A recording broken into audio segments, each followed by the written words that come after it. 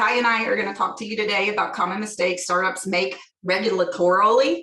And I totally blame Joe for this title. He made that up. And I guarantee you, if I had made it up, he would have hated it. So, but here we are. So, you guys know me. I've been around for a while now. And Ty is my trusted sidekick and my grief counselor in training.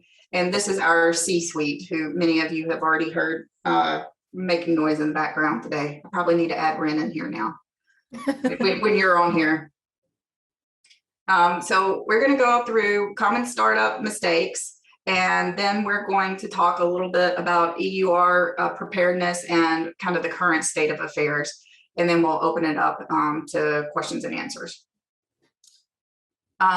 So one of the first common mistakes we see when customers come to us is twofold with their QMS, that it's unfit for their purpose.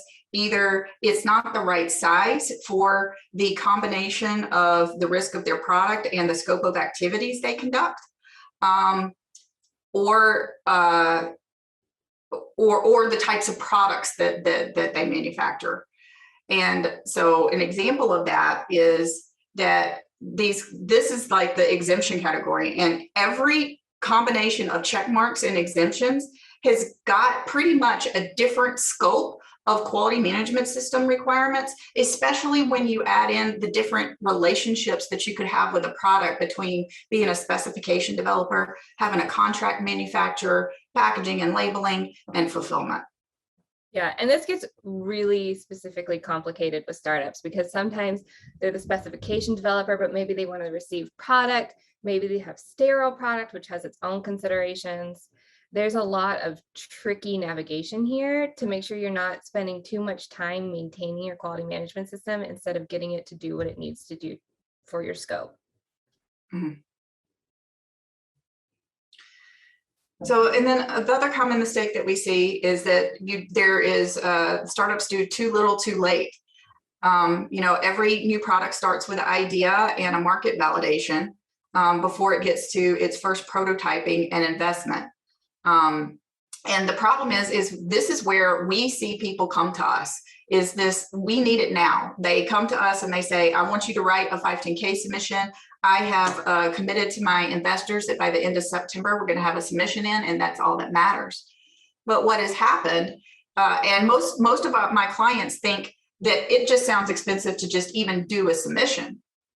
But what really should have happened is they should have come to me earlier in their product development and market validation to do their regulatory strategy, even prior sometimes to their first prototyping, but for sure before their first round of investment. Because that regulatory strategy informs the test strategy, the budget, and the timeline, which also informs how much money you should ask for. And then before you do a submission, you realistically need a little baby QMS that consists of design controls, maybe software development and risk management. You need to have possibly have done a pre-submission with the FDA, and all of that needs to be on a production equivalent build run. Then after you get your clearance, you'll need your full QMS. You need to review your claims and marketing materials to make sure they're consistent with what the FDA cleared in your submission. And then you need to put in, do your post-market maintenance of your quality management system. So the problem is that when you come to me here, we need it now. Most of the time we have to get in the time machine and build all of this retrospectively. So we've gone from just this sounds expensive to this actually is expensive to reverse engineer essentially all the design controls, all the engineering documentation to figure out what version of the prototype that the testing was done on compared to the device that you're describing in the submission. Yeah, so many times you have to just chuck it out because maybe they didn't write a protocol before they did a report, or maybe the protocol and the report are the same document and there's only one signer, or they didn't keep their data. And that is all stuff we see. They're like, here. Didn't meet their acceptance criteria, and didn't talk about a deviation or just said, oh, we changed the acceptance criteria. Right, because of a low risk profile, but they don't really justify it. And so all of that just ends up in the trash, and it ends up being very, very, very expensive. So in our regulated world, basically, if it isn't documented, it didn't happen. I know Larry can testify this to later, but this is, kind of cardinal sin number one is it is as good as if literally it never happened if you didn't write it down, and most often sign and date.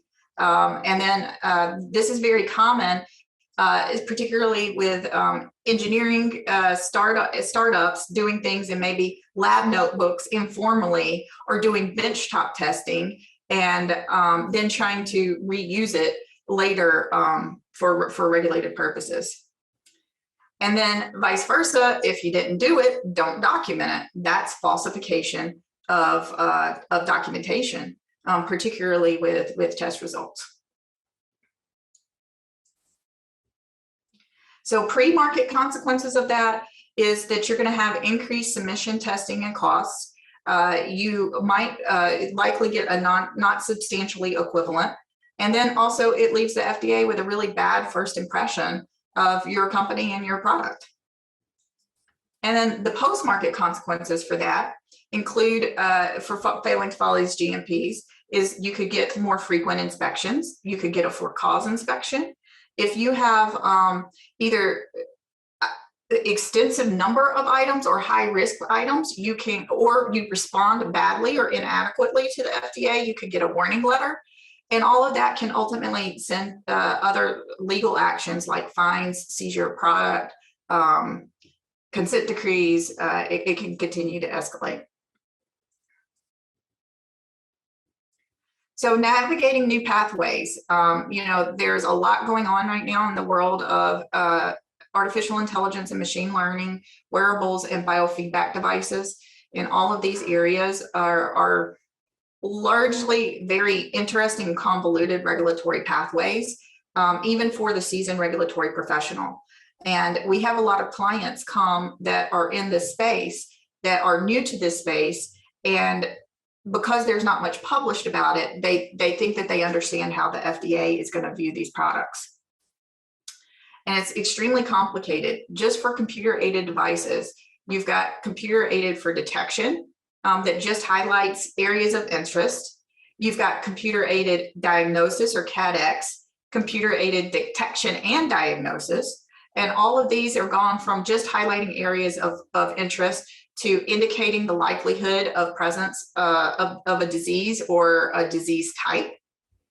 And these are most often regulated as either de novos or class 3, because the combination with the diagnosis presents a greater risk. And then you have computer-aided triage and computer-aided acquisition and optimization.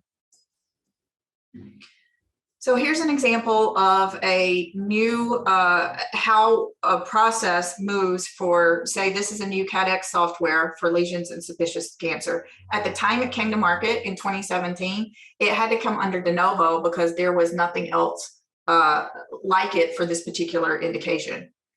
And then that led to a de novo leads to a classification that for a product that doesn't exist anymore. So now the FDA writes a regulation and creates a new product code. So this one yielded product code POK and that new regulation, the 892/2060, and determined that it was going to be class 2 special controls in the future. So you fast forward to starting in 2019, devices now can come to market underneath this new product code under 510Ks, as opposed to the de novo where that had to come first in 2017. So another interesting area right now is the FDA's policy for general wellness that came out in late September of 2019. And this is where FDA is basically exercising enforcement discretion for low-risk general products. And the purpose is, while they technically may be defined as medical devices, they're only promoting a healthy lifestyle or promote a well-known association between a healthy lifestyle and a certain disease or condition. So we'll look at some examples, but at the end of the day, it all comes back to your claims. So the decision-making chart is, obviously it has to be low risk. It has to be not invasive. It can't be implantable. And if it can't involve any type of intervention or technology that's going to propose a risk of any type of safety to the users. It can't have lasers, any type of radiation exposure, or any other type of regulatory controls that are applicable. And then, a hint is to look at it. Does a CDRH regulate any type of similar products? For example, lasers. FDA regulates lasers for any purpose. So back to your claims, if you sustain or offer general improvement functions associated with a general state of health, or you reference disease state or conditions, then you start getting into the specific types. So if you don't do any of those things, you fall into category 1. And so category 1 general wellness devices look like claims to support relaxation or manage stress, to promote sleep management, learning, improve general mobility, promote weight gain, or not promote weight gain. Weight loss, Yeah. exercise, things like that.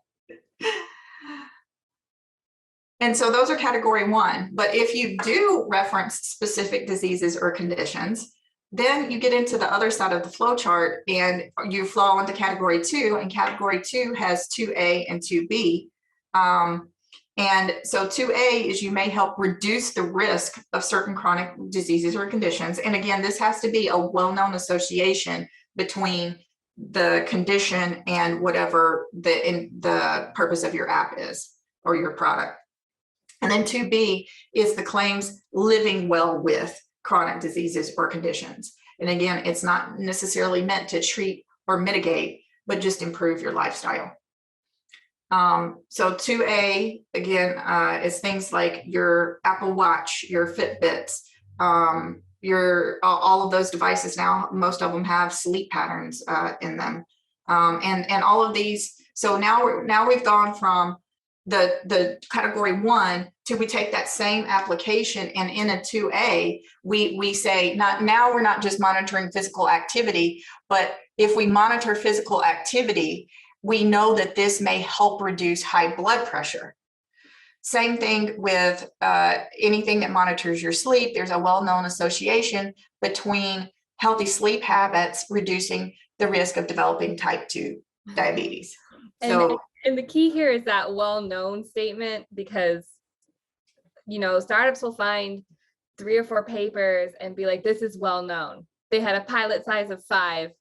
It is now associated. Mm-hmm. And that is just not going to fly. So you have to really have some clinical evidence that these things be linked. It needs to be something that is pretty much a current standard of care.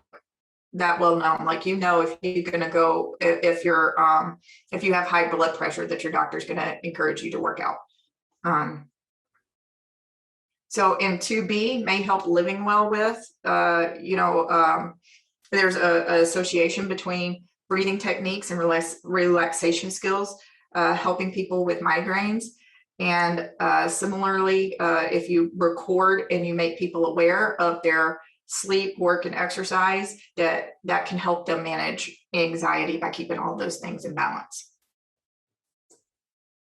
So some examples of products that depending on the claims, and this is where you have to be very careful, because the claims analysis can make you a general wellness product. It could, or you could be regulated by the FDA. So with the same product, solely based off your claims and indication for use. So here's a product that's worn under the chin. It just senses and monitors your swallowing for people with, say it, dysphagia. Yeah. All right. That has swallowing disorders. So it's just meant to coach. It doesn't give feedback. It doesn't encourage swallowing. It just monitors your swallowing, and then you can practice, and it shows you the strength of your swallow. Another example of a product that could be, that's regulated as a general wellness, is there's a condition called bruxism. And bruxism is grinding your teeth. It can happen awake or asleep, but it's usually a sleep-related movement disorder. And so therefore, because I skipped too many. So the client has got this headband that has a sensor on it. Their ultimate goal is to have a user that and a clinician that are both seeing this app and feedback, and that the app can help the clinician diagnose bruxism. So, but right now they're positioning it as this just helps you monitor your sleep and be more aware of your bruxing condition. So this is where the regulatory path gets a bit like choose your own adventure. So are we going to take just a trip to the fridge? You know, no prescription. It's for lay use. We're going to say it's for general wellness. This is just for monitoring your sleep patterns and your bruxing condition and making you aware. Or are we going to take a walk in the park? If we say this is a prescription use and it's for professional use for a clinician, then it's regulated as a Class 2 medical device under product code HCC, which is a biofeedback device. So now we're going to have that sensor vibrate or send some other type of signal when we brux that gives us feedback that we're bruxing and helps us to stop or prevent bruxing. But still, while it's Class 2, it is one of the few that is 510(k) exempt. Or do we want to run a half marathon? Because there's also a version of the product that the client wants to sell with no prescription for lay use. And in that case, it's a Class 2 medical device because that product code, the HCC for that biofeedback device, is very specific that it's only for professional use. So that means that if you want to say that it's for lay use, you've exceeded the intent of the exemptions. And now you need to submit a new 510(k), but depending on the indications you want, OTC and the risk of the product, based off of the FDA released a new OTC guidance document this week or set of expectations. It may be a 510(k), it may be a de novo according to those new guidelines. And understanding the regulatory context here is really important because a lot of people see that general wellness and they want to go right for it. And we've talked about conditions like stress and anxiety, but depression has a whole different connotation, or even dehydration has a different connotation with the FDA. And so you need to really understand if you can even go those routes before you make this whole strategy to pursue them.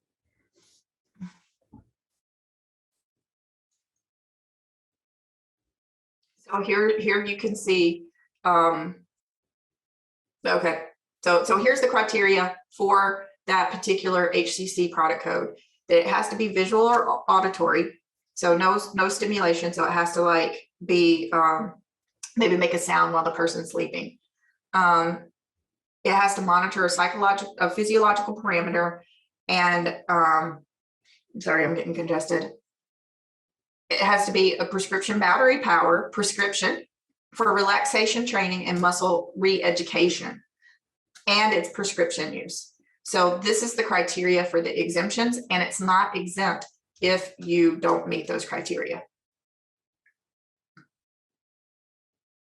So EU MDR preparedness. So this is just a snapshot of what I see is kind of happening in the industry right now and what people need to prepare themselves for. We all know the analogy of MDR was like just a lone tree, and the MDD was like a single tree. With a handful of guidance documents, the MDR is like we killed the whole forest for the MDR. There's significantly more why, what's, hows, and not only is the actual regulation, an order of magnitude larger, but we also have these MDCG guidance documents, implementing acts, delegating acts, and more. So there's just a lot more detail, and none of it helps clarify what the MDR meant to say in the first place. So what has happened since MDR is that, FDA used to have the reputation of requiring clinical trials and being hard to get to market. And the EU used to have a reputation of ease to entry. People would try to bring products to market in the EU first. So what's happened is that you've had a total paradigm shift, and now the EU is flip-flopped, and the EU has now required the clinical trials, even on like long-term 40, 50-year products that have been on the market in Europe for that whole period of time. Even them have to go back and do some post-market surveillance and some sort of sponsored study. So now very quickly, in a matter of years, the US is become the leader in people trying to bring the markets to the US first. So just in general, Europe's a complicated picture right now. You've got the 27 member countries.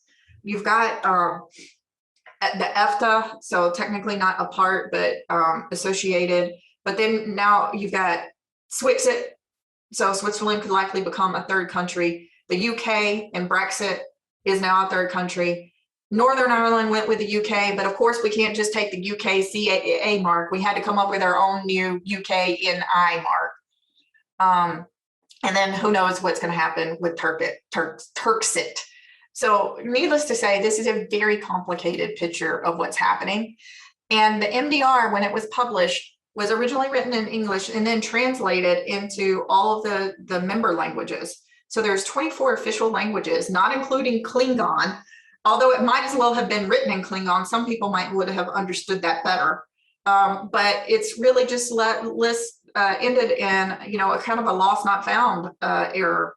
And it's so significant that I heard one of the first notified bodies who was designated speaking about what it was like being audited by the competent authorities. And they had 3 different competent authorities that were conducting the audit. And at one point they started arguing amongst themselves about the translation of the directive, because when they translated it, when they read it in their own language, the words didn't mean the same to each one of them.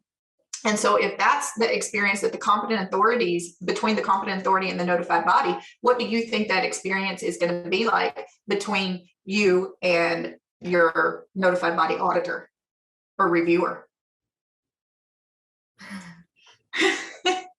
So if two's company and three's a crowd, are we just having a party now?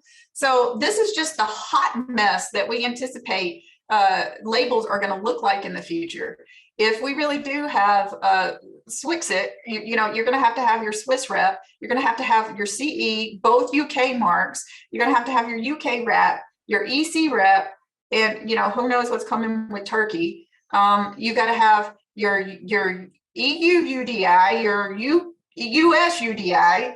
Yeah, it's just a hot mess. Yeah. Nothing screams that you are medical devices like that label right there. Another big difference is the difference in the governance structure and process. So the FDA is the FDA. They don't have to check in with anybody when they clear or approve products. There's no very few appeals processes, and it's all internal to themselves. They are their own bosses, and they're a government agency, whereas your notified body reviewer, who's responsible for your technical documentation, there are right now 22 private companies that are in the business to make money to review your technical documentation. And once they stamp it with your CE, they are now responsible and the defenders of your technical documentation to the competent authorities. And each of the member states has got their own competent authority. So it's a very real possibility that depending on your product, depending on if you have any adverse events, your notified body might have to interface with 27 different government agencies. So FDA, it is an arranged marriage. You are going to have to bring your product through FDA if you are a medical device. First impressions matter. And you need to do a pre-submission, if at all possible, before you do your submission, so you find out what the FDA is really thinking. So, a good regulatory person is really like the marriage counselor between you and the FDA. But notified bodies, on the other hand, we've already talked about, there are 22. And so you've got some options. It's not just like an arranged marriage. So you need to really know the questions to ask before you you choose your partner. So, obviously you need to ask, have you applied for MDR? If they've not even applied yet, keep on moving. If they have they had their joint assessment? No. Is it scheduled? No. Keep moving. So how did it go? Major nonconformance? Nope. Minor? That's possibly workable. Did you include, now this is very important, because even those 22, they did not all maintain the same product scope in their designation certificates as that they were initially granted. So there is a real possibility, even if they covered your product before, that they might not be designated to cover your product now. And so that's an important question to ask, even if you already have a notified body, because you may get to 2024 and be surprised that your notified body can't review your product now.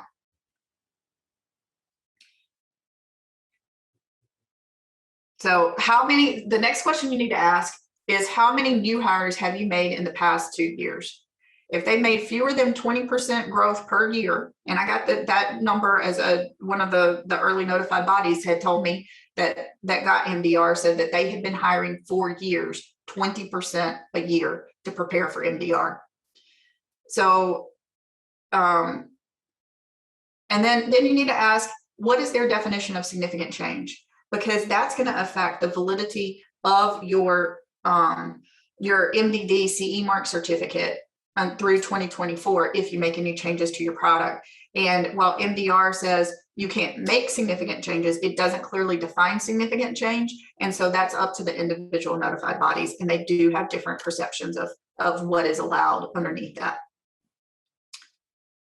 So what's happened is that we've gone from originally 126 notified bodies to 75 in 2013 to 58, and now we're down to 22.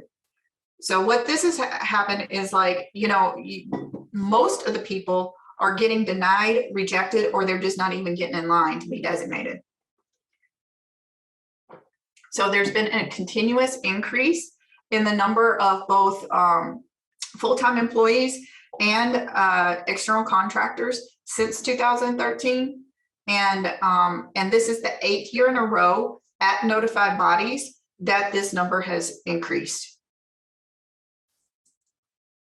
These are your 22 that are designated now. So what does the state of affairs for the certificates look like? So this is at the end of 2022. This is the, I'm sorry, 2020. This is the certificates that are set to expire in 2024. And you can really see that this is becoming a ticking time bomb of products that may or may not be able to make the MDR transition by the end of 2024. So what all this means is, at the end of the day, if you have an existing certificate underneath the MDD, you have now, like, need to get out your college algebra and do a little back calculation, because you need to take your certificate expiry date and then backtrack a minimum of 18 months from that expiry date. And you need to submit your documentation to your notified body so that they have enough time to review it, possibly be audited by the competent authorities on their audit of your documentation, and do all the registrations and notifications that they have to do after they complete and approve your product. And it's no small feat to even get your technical documentation into compliance, because you have to get both your quality management system and all your technical documentation in that spot before that 18-month timeline. So if you're not starting now, you're missing the boat, and you're going to have a gap. Just this week, I talked to somebody that used to work at a notified body, and they basically said by January of 2022, you need to be submitting your technical documentation to your notified body so that there's no crisis or surprises later on. So the transition process, only 1% have transitioned to, and again, this is at December 2020, only 1% had successfully transitioned to MDR. Only 10% were in process of making the transition to the MDR, and they're still in, again, still in process. And so what, where are the rest? What does this mean for new product ideas, products that are already on the market, and patients? This is a huge, that is like 10% of the existing certificates have MDR applications in progress at the end of last year. And what we're also not mentioning so much is that because of the reduction in notified bodies, people are going to need to get new notified bodies. So those 22 are just getting slammed with new applications of old technology, and getting in line, like Michelle mentioned, is just, it's going to take years to get your certificate through. So this little eye chart here is the kind of compare and contrast. On the left is the typical process to get a product through the FDA once you turn your submission in. On the right, this is an actual flow chart from a notified body, a client of mine, of what the review process looks like internally once you turn your technical file in. So like, okay, you might need a little tequila when you start this part, but you'll eventually get there. It's going to be fairly straightforward. You're going to know something between usually 90 and 100 days, but for sure 5 to 10 months. And you'll be great. Over here, though, you're going to need tequila throughout this whole process, and at the end, you're just going to have a headache, even if you get your product cleared by your notified body. There's tons of up classification roadblocks now. There's a Rule 11 that up classified most all software to a 2A that used to be mostly self-certified. Any type of reprocessing on a Class 1 device now requires a notified body oversight for the reprocessing. Anything that has an absorbable coating on it that could be absorbed into your skin. And then Rule 7 for cardiovascular has a huge impact. So I have a client that makes wound drains, has been making them for 50 years, the same wound drain out of the same materials, just it's a long silicone tube with holes in the end. But because it's, they go in the interstitial space around the metastasium, around the heart, now because of that Rule 7, they are Class 3. And so compare and contrast, this is how the FDA regulates the same products. There are two different categories. One, depending on the intended use, one is Class 2, but it's 510K exempt. And then the other is Class 1, also 510K exempt. And then you compare and contrast underneath the MDD, where it used to be 2A, because these are continuous use, not more than 30 days. And then you look at the MDR, it's now a Class 3 underneath that same rule because it's continuous use, not more than 30 days. But look where they've specifically changed they've inserted this word, the heart or central circulatory system, as a Class 3. And now what's interesting is that, from the risk perspective, you didn't just pull a rabbit out of the hat and all of a sudden that these are high-risk devices that need to be regulated and need clinical trials. So there's a certain amount of this where the rules are kind of broad sweeping, but they're not necessarily appropriate for the products that they're regulating. And so even when you try to find a workaround, in this case, the definition for transient use, they even changed that to add in those magic words, the heart or central circulatory system. So they aligned the rules to where there's really no workaround or options for the classifications anymore. So that brings us to, you really need to do a market analysis to figure out if it makes sense to bring your products to market in the EU. So you need to do a product portfolio rationalization to determine if it's not worth it, or why bother, or okay, maybe for some, And so the way you would look at modeling that, if it was going to make sense, would be, do you have an existing product in the market? If the answer is yes, okay, that's more straightforward. Look at your typical 5-year growth plan, and you need to project that out, throughout the MDR transition period. If no, is this your initial entry? If there are competitors in the market, then if yes, what percentage of that market share do you think that you're going to get for this potential new product? If no, then you're going to need some sort of clinical data, maybe adverse events, something that you use that you can create a model to predict your revenue to find out if these costs are going to be worth it. And then, so you have to keep in mind, it's not just that initial certification cost. There are new MDCG guidance documents coming out that you're going to need to update your quality management system. You're going to need to conduct testing or do gap analysis. Your third-party fees, again, I mentioned these are private businesses, and your UK rep, your EU rep, your Swiss rep, all these people have got their own fee structures that are going to be increasing year over year, and especially when we get to MDR. And your own personnel costs are going to be increasing because there's so much additional burden in the post-market surveillance system, and you now have a whole suite of reports for every product that's going to need to be continuously updated. So you need to look at your own internal resources and what that's going to cost to maintain your technical documentation in a state that is expected of your notified body.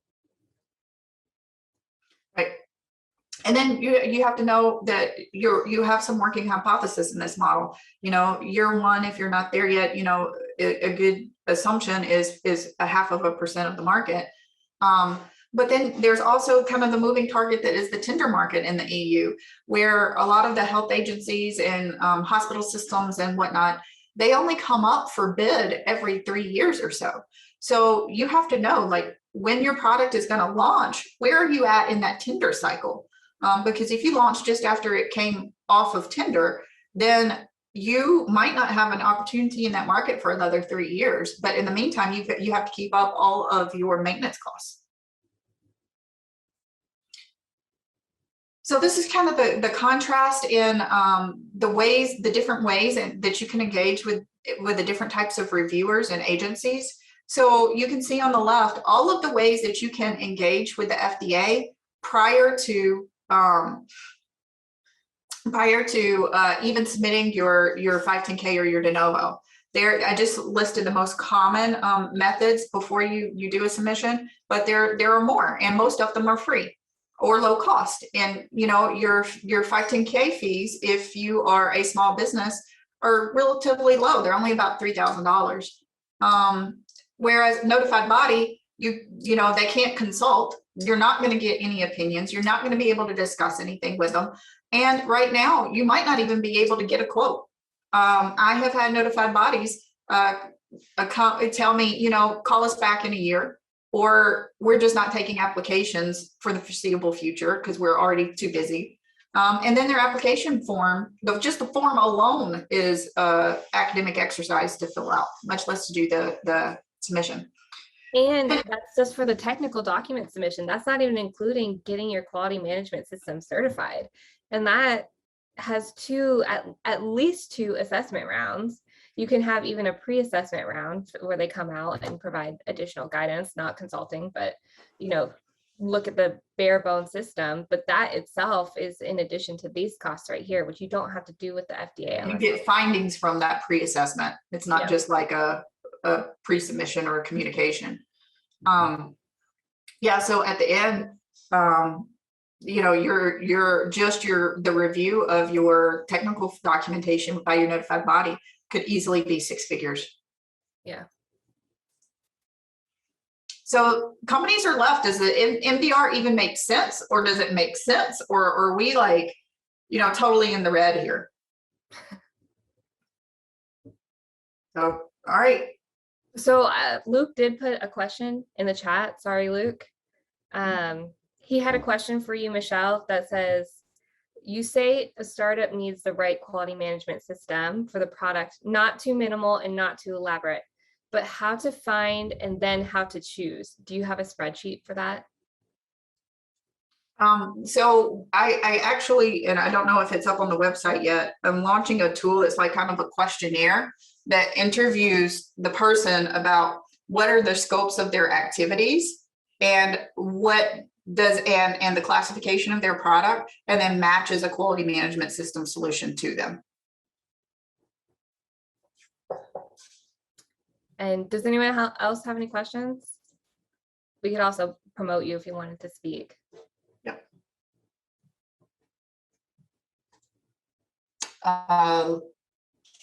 Larry, Let's raise. promote. I'm promoting Larry. Okay, you got it. Mhm.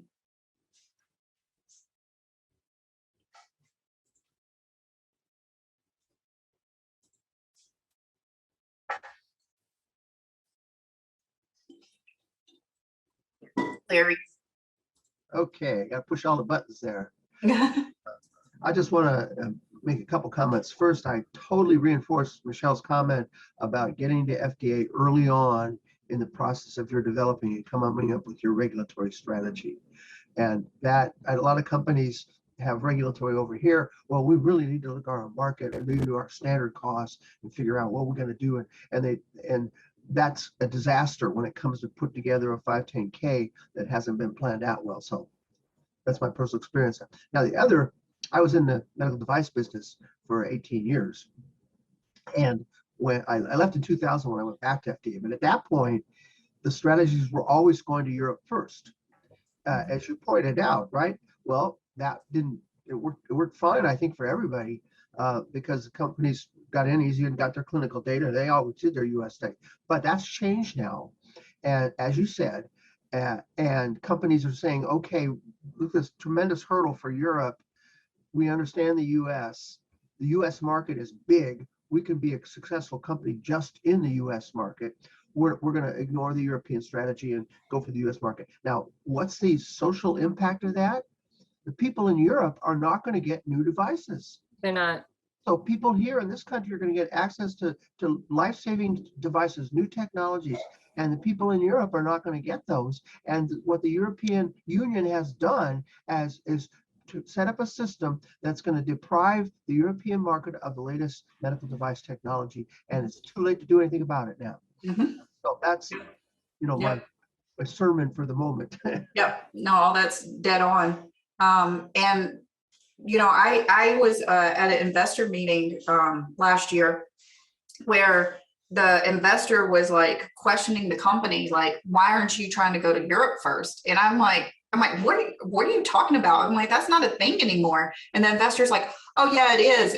I had a successful exit like 15 years ago. And I'm like, well, 15 years ago called and wants this regulatory strategy back. That's not happening, So I see Ardo says, it sounds like from a business case point of view, the US market targeting is going to be more profitable than the EU. Oh, for sure. Yeah. I don't see how commodity products and like the wound drains, I have the other client with an interosseous IV. Again, it's just, they're disposable, low cost products. I don't know how you could possibly get enough market share for something that was, dollars a product to justify, a class 3 audit of a wound drain. It's insane. Mm-hmm.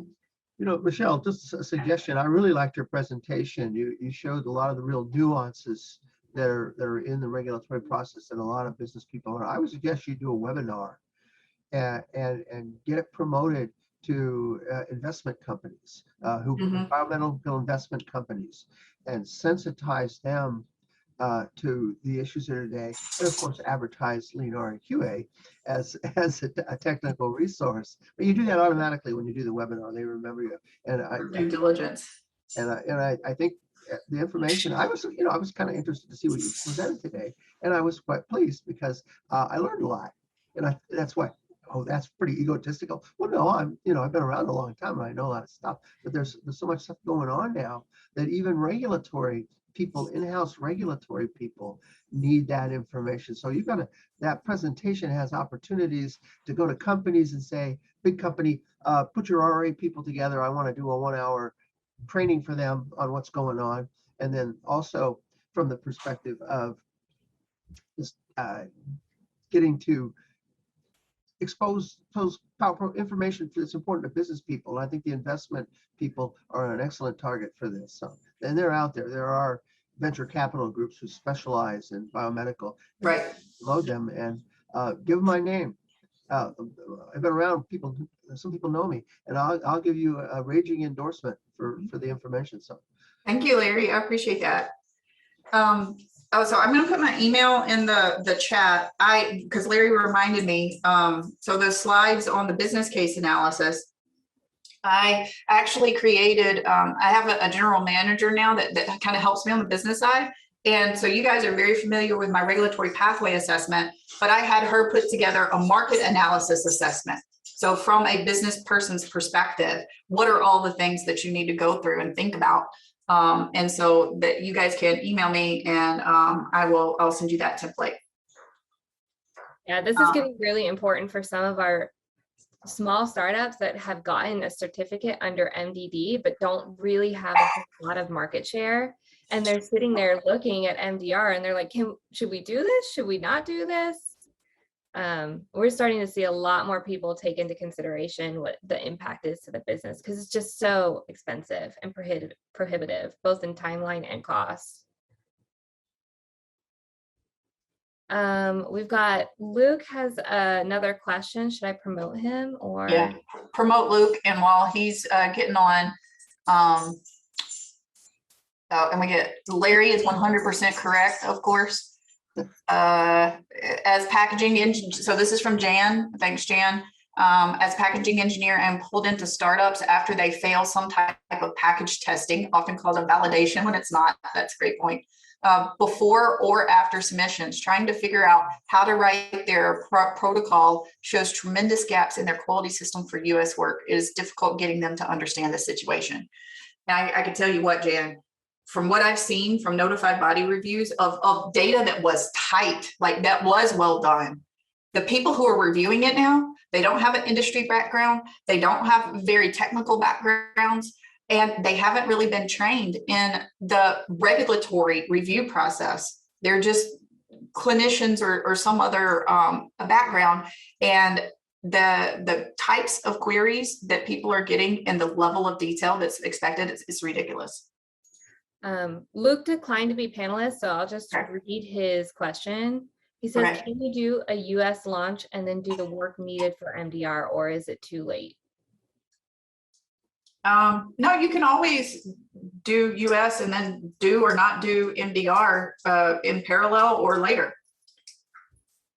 And later might be better. I mean, notified bodies are hiring 20% of personnel, and those personnel are still getting trained to really be efficient. And maybe by 2024, we'll start seeing some efficiency in the reviews and people being more comfortable with the requirements of MDR and notified bodies knowing what the level of scrutiny is going to be from competent authorities.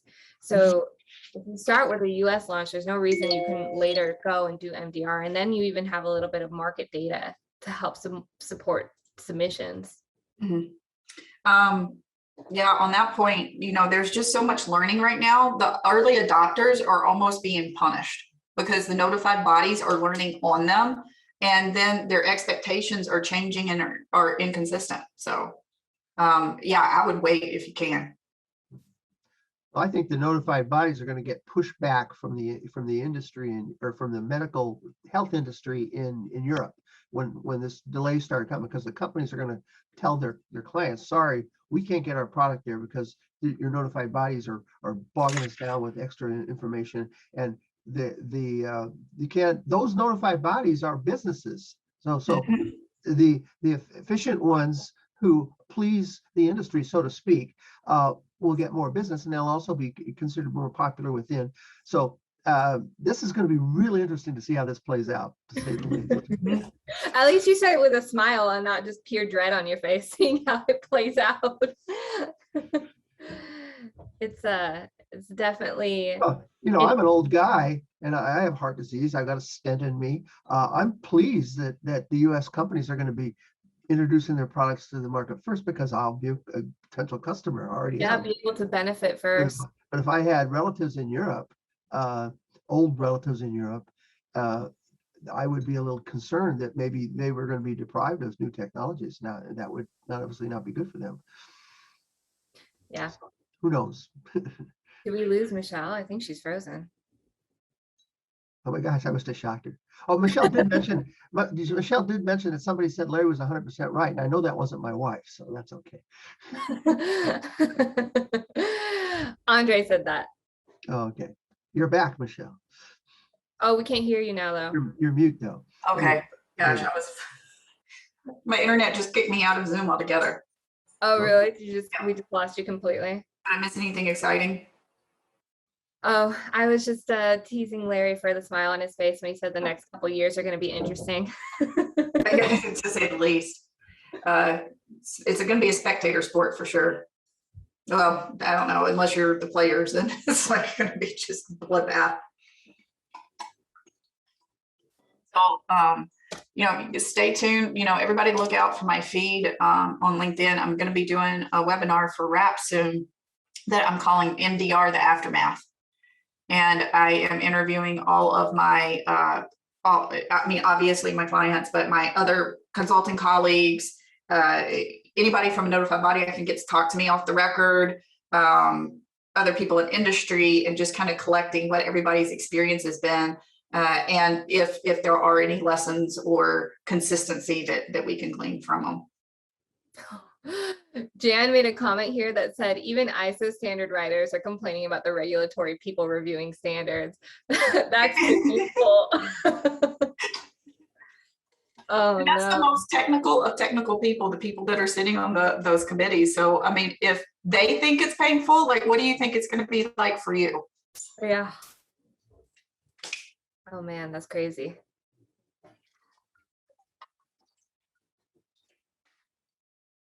Any other questions?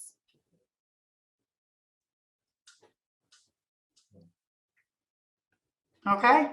Well, I think we'll call that a wrap and we'll get out of here on time.